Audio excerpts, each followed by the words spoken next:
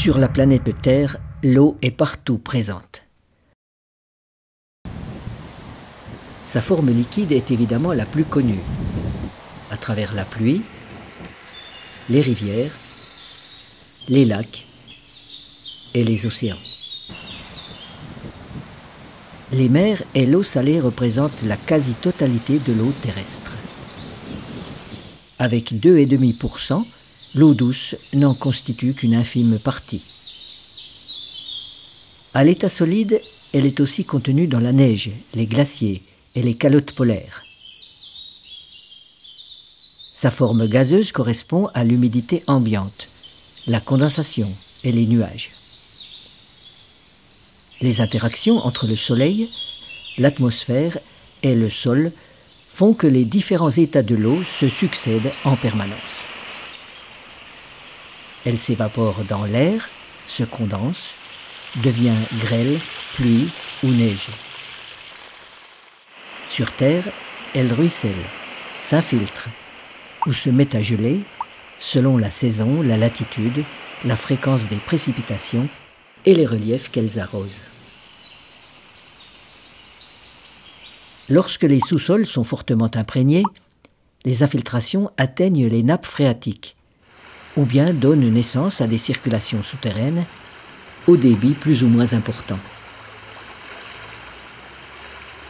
Tôt ou tard, les eaux réapparaissent au jour au niveau de sources ou de résurgences qui sont très souvent captées afin d'alimenter les sociétés humaines. Devenue ruisseau, torrent ou rivière, l'eau finit par rejoindre les fleuves qui s'écoulent en direction des côtes. Dans l'immensité de la mer, comme tout au long de son périple en surface, les phénomènes d'évaporation lui font alors regagner l'atmosphère, recommençant à l'infini le processus communément appelé le cycle de l'eau. Cette boucle naturelle a pour effet de renouveler et de purifier sans cesse les réserves d'eau de notre monde. L'apparition et l'évolution de la vie sont intimement liées à la présence de l'eau, condition indispensable à son existence et à son maintien. C'est elle qui assure le fonctionnement des cellules et du métabolisme de tous les êtres vivants, quels qu'ils soient.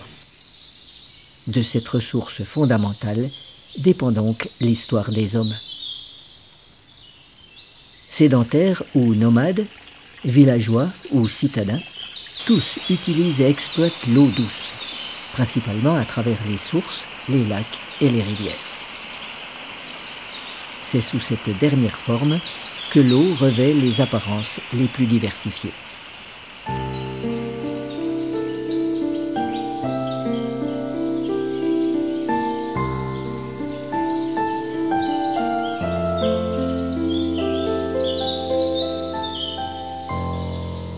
Pour comprendre une rivière, il est obligatoire déjà de considérer l'encaissant,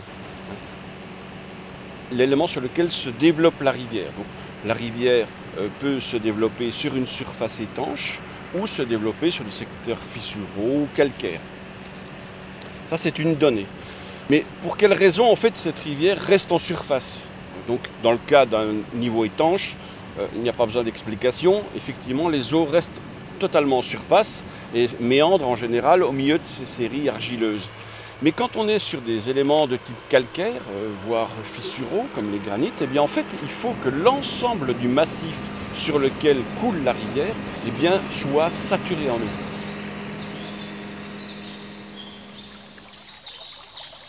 En zone calcaire, il arrive que l'eau de la rivière s'échappe par des pertes qui approvisionnent directement les réseaux souterrains. Le débit de la rivière peut alors brusquement diminuer, voire disparaître totalement. A contrario, les cours d'eau naissent des sources et des ruissellements qui se rejoignent à l'intérieur des massifs pour former des circulations souterraines au débit parfois considérable. À la surface, comme dans les profondeurs de la Terre, c'est la présence de couches imperméables, telles que les marnes, qui va déterminer le devenir d'un cours d'eau en lui servant de support. Lorsque vous avez un massif calcaire, voire un massif fissurées, hein, par exemple dans les granites, et bien en fait les eaux vont ressortir à la faveur d'un horizon étanche. Ces résurgences, ces sources sortent à la faveur de ces interfaces calcaire-argile. L'argile fonctionnant comme une surface étanche et l'eau ne peut plus descendre à l'infini. Évidemment, elle ne va pas descendre jusqu'au centre de la Terre, elle se bloque, elle se verrouille et on arrive à des niveaux qu'on appelle, par exemple dans certains secteurs, les mouillères. C'est ce qu'on appelle des lignes de source. C'est tout simplement la représentation topographique de la couche d'argile qui va limiter l'infiltration.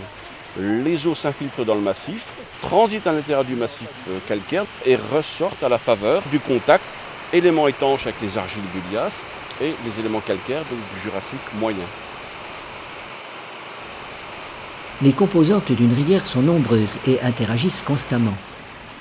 La chimie de l'eau est étroitement liée à sa température, comme à la nature des sols environnants et aux matériaux qui composent le fond de son lit. Mais le parcours de ce dernier évolue au fil du temps, au gré des phénomènes d'érosion, d'atterrissement et d'aménagement des rives. Ainsi, le tracé de la rivière se déplace, laissant apparaître ici et là des bras morts et parfois des vestiges d'anciens méandres qui sont comme un livre ouvert sur l'histoire du cours d'eau. On va passer ainsi sur les cours d'eau des secteurs les plus apicaux, donc les secteurs situés près des sources, à des peuplements salmonicoles, donc des peuplements à base de truites, à des peuplements plutôt cyprinicoles, comme le barbeau, comme le chevenne. Pour contourner les reliefs environnants, une rivière devra souvent dessiner des méandres et se plier aux accidents du terrain, à la recherche permanente de son profil d'équilibre.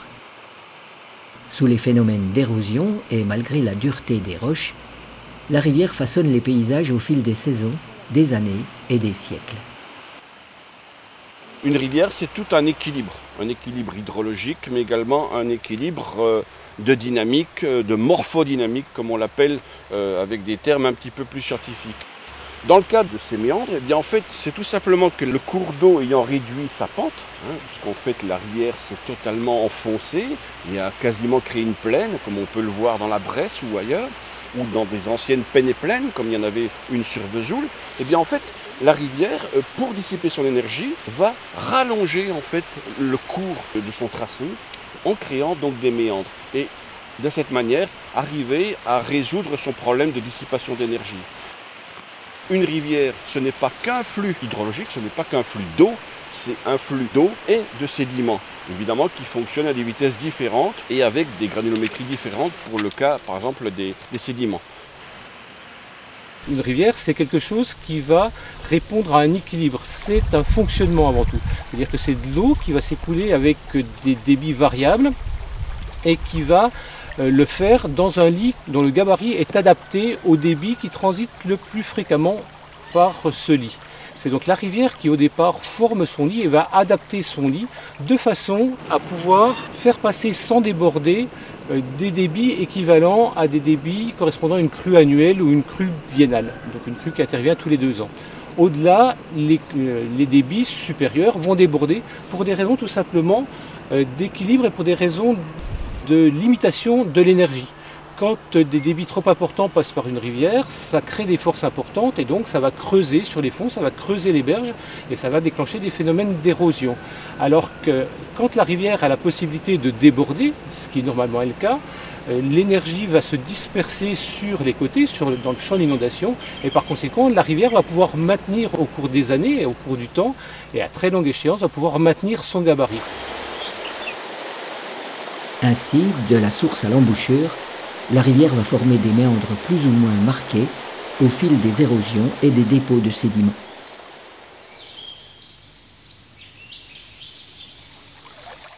La vitesse du courant, la nature de ses fonds et la température de ses eaux vont elles aussi évoluer.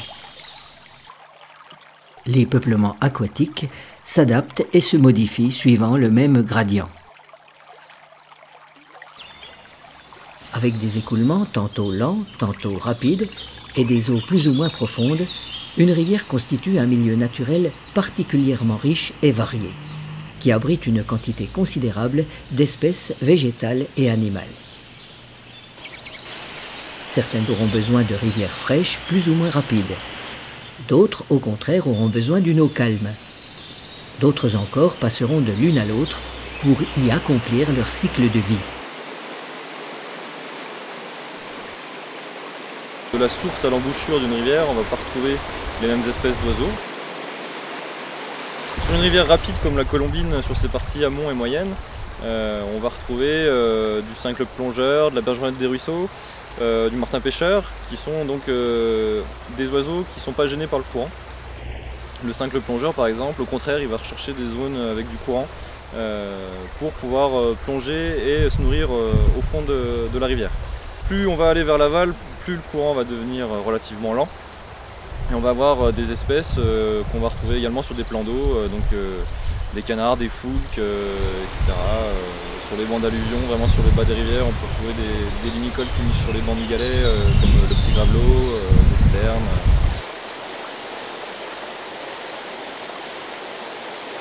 Les espèces de poissons vont elles aussi évoluer d'amont en aval. Elles constituent un élément essentiel d'appréciation de la qualité écologique d'une rivière. Pour ce qui est de la faune ictière dans les cours d'eau, on a des techniques maintenant, c'est les pêches électriques d'inventaire, qui n'est pas mortel pour les poissons, et qui nous permet de retirer les poissons d'un tronçon de cours d'eau. On les pèse, on les mesure. Les spécialistes qui travaillent sur la pêche électrique appellent ça une électronarcose. Voilà. Donc ça veut dire que en fait, les poissons sont forcés de nager vers l'électrode qu'on trimballe à la main. On les récupère à l'épuisette. On vide la rivière, on vide un tronçon de rivière. On est capable de tout peser, de remettre les poissons après l'inventaire. On a des techniques maintenant qui permettent assez bien d'aborder des valeurs de biomasse sur des cours d'eau, sur des petits cours d'eau. La vie dans les cours d'eau, ce n'est pas que les poissons, il y a aussi tout un ensemble d'autres espèces vivantes qui interviennent, que ce soit des végétaux, mais aussi des animaux, et notamment tout ce qu'on appelle les petites bêtes, le macrobatos. Et nombre de ces petites bêtes, et en particulier les larves d'insectes qui se développent dans les cours d'eau, vont à un moment donné sortir de l'eau, devenir des adultes ailés pour les insectes, et vont se reproduire, vont s'accoupler, et ont besoin dans ce cadre-là de la végétation rivulaire pour le faire pour un certain nombre d'espèces.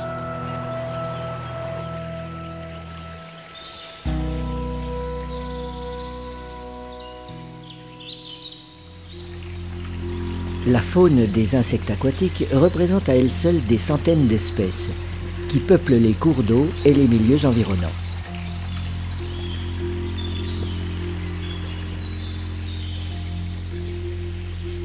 Leurs larves vivent dans les substrats, sous les cailloux, dans le sable, la vase ou les plantes aquatiques, en coexistant avec les autres occupants de la rivière.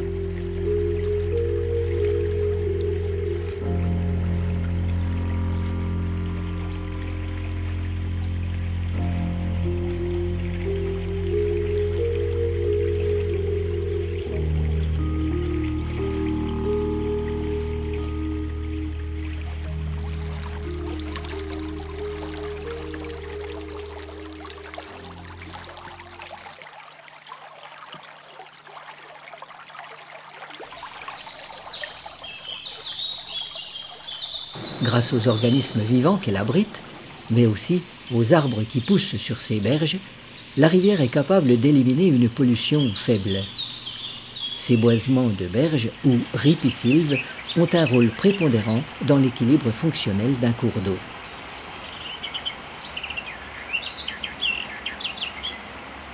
La ripisylve est un élément important. Dans des cours d'eau où effectivement une ripisylve s'est développée, cette ripisylve va participer de manière intéressante à la vie aquatique, dans le sens où ces systèmes racinaires vont être susceptibles de créer des caches pour un certain nombre de poissons. Et enfin, ces saules avec des branches déversantes représentent également des secteurs d'abri extrêmement importants pour le poisson en trempant dans l'eau.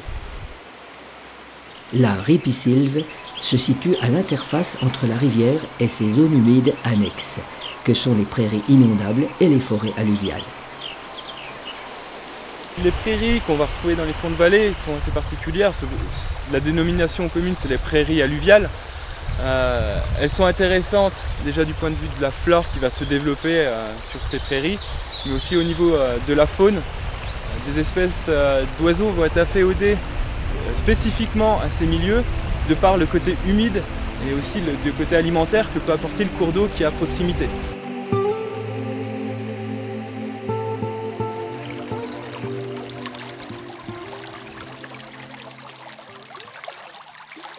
Les cours d'eau s'accompagnent en général, alors pas les petits torrents de montagne, mais des cours d'eau de plaine, comme on a ici, s'accompagnent en général d'une zone inondable, donc d'expansion des crues, au sein duquel se développent des milieux particuliers. Alors en l'absence d'intervention de l'homme dans ces milieux-là, c'est plutôt des zones boisées, c'est plutôt ce qu'on appelle des forêts alluviales, donc des forêts humides de saules, d'aulnes, peupliers, frênes, on appelle des boisements à bois tendre, qui se développent vraiment uniquement dans des endroits soumis aux crues et avec une inondation relativement prolongée. C'est pas simplement du terrain perdu pour l'agriculture, c'est des milieux très riches d'un point de vue biologique.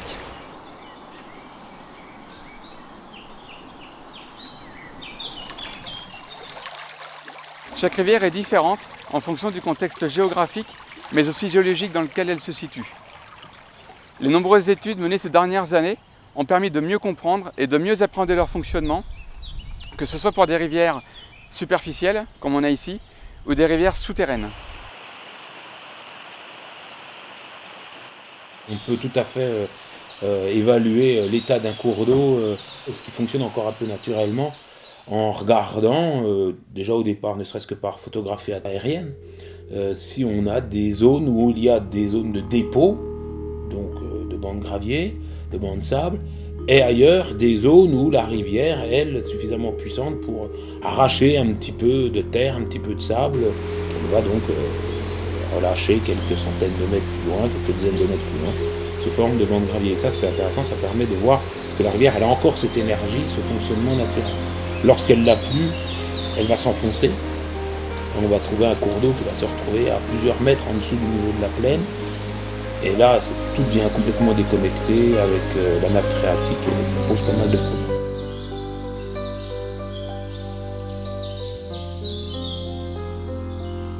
Actuellement, il y a des gens qui travaillent avec des drones, par exemple, pour quantifier les atterrissements.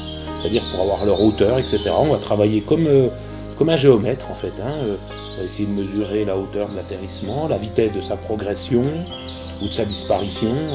Ça, c'est relativement intéressant. Et puis petit à petit, le banc de gravier, soit il est réemporté par la rivière lors des crues, soit on a des saules, on a même à la fin une végétation assez luxuriante qui va se développer. Et c'est en fait une preuve de la dynamique de la rivière, comme quoi elle arrive encore à transporter parfois des sédiments. Mais c'est un phénomène rare maintenant, parce qu'on a eu trop d'aménagements. On a eu beaucoup d'aménagements de rivières qui empêchent la rivière de transporter les sédiments. Et du coup, la rivière ne fonctionne plus naturellement.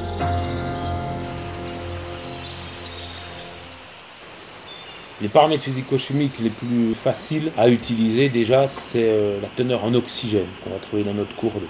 Puisque si on a des teneurs faibles en oxygène dans un cours d'eau, qui normalement, avec une eau qui bouge, devrait être relativement oxygénée, en particulier à certains moments de la journée ou de la nuit en été, c'est signe que globalement il y a beaucoup de petits organismes qui consomment cet oxygène, et parmi ces organismes, on risque d'avoir beaucoup d'algues. Et ces algues, elles sont souvent en abondance quand les rivières sont alimentées par des engrais, tout ce que l'on jette dans l'évier, les déjections aussi, etc. Voilà, beaucoup d'amendements agricoles qui provoquent un gros développement d'algues. Ces algues consomment beaucoup d'oxygène, l'oxygène chute dans les rivières, et à un moment donné, l'oxygène peut être suffisamment faible en quantité pour que le milieu devienne asphyxique. Ça peut faire mourir même les poissons.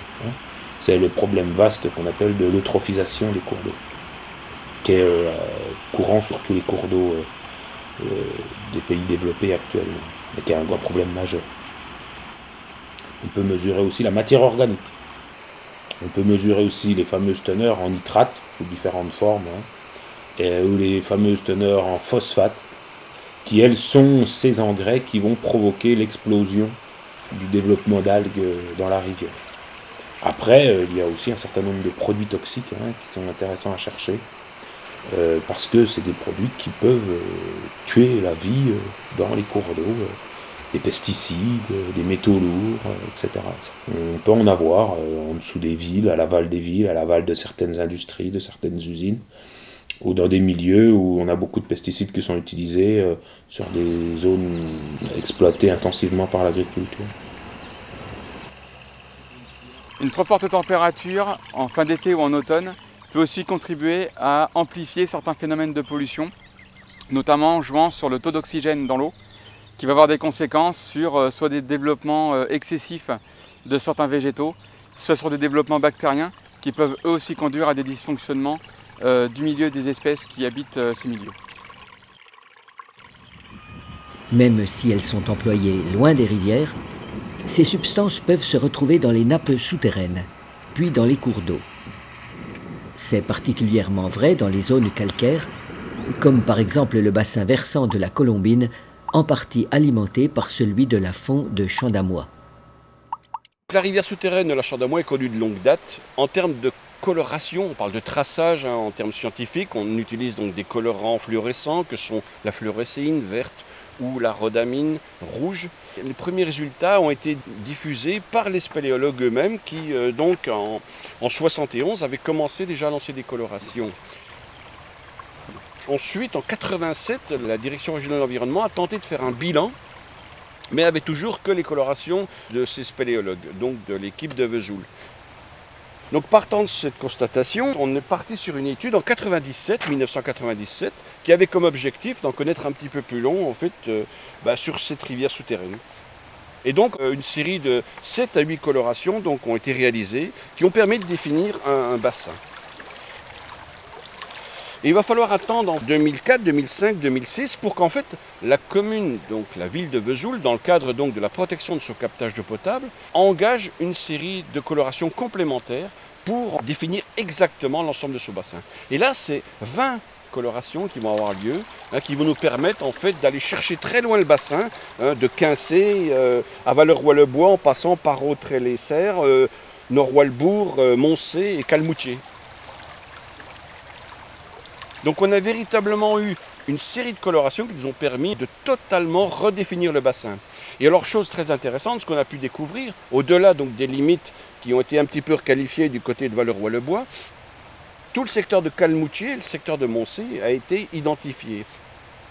Et pour Moncé, on s'est aperçu qu'en fait, le bassin donc de la grande rivière souterraine donc de Champ-d'Amois, eh bien, passe sous la Colombine, grâce à des colorations qu'on a pu faire donc dans le gouffre du Pin avec les spéléologues de Vesoul.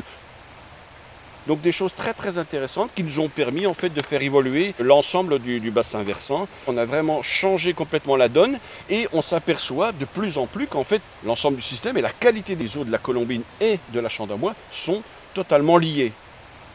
C'est-à-dire que si vous avez une pollution sur la Colombine, par soutirage, eh bien, les eaux vont s'infiltrer à l'intérieur de la Champ-d'Amois et vont contaminer la ressource en eau potable de la commune de Vesoul. Et pour protéger la ressource de la Champ-d'Amois, il a été réalisé une série de suivis de débit.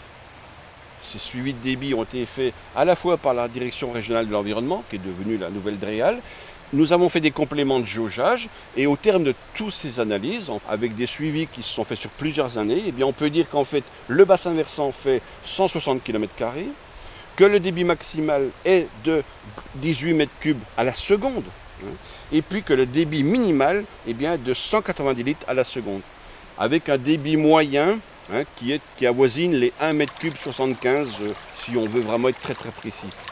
On a véritablement un système qui est complètement lié à la Colombine. Quand on n'a pas assez d'eau, c'est la Colombine qui disparaît et qui vient alimenter la Champ-d'Amois. Quand on a trop d'eau, la Colombine reçoit effectivement des eaux par l'intérieur, quand elle ne reçoit pas les eaux de la grande cheminée d'équilibre du Frépuy. Car sur ce grand système existe une énorme cheminée d'équilibre qui a été mise en évidence, explorée par tous les grands plongeurs que l'on connaît, et dernièrement par Sylvain Redoutet qui a fait un énorme travail de topographie et qui nous a fait comprendre en fait que la Champ-d'Amois était composée de 2 rivières souterraines.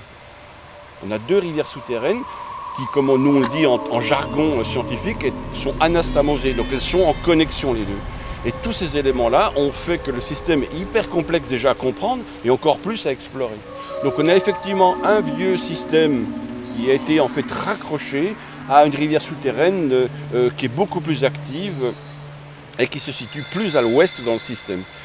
Et quand ces deux systèmes qui se sont rejoints eh bien, sont saturés en eau par des excès d'arrivée d'eau dans les secteurs amont, les eaux ressortent par le Frébuy, comme on le connaît de longue date également.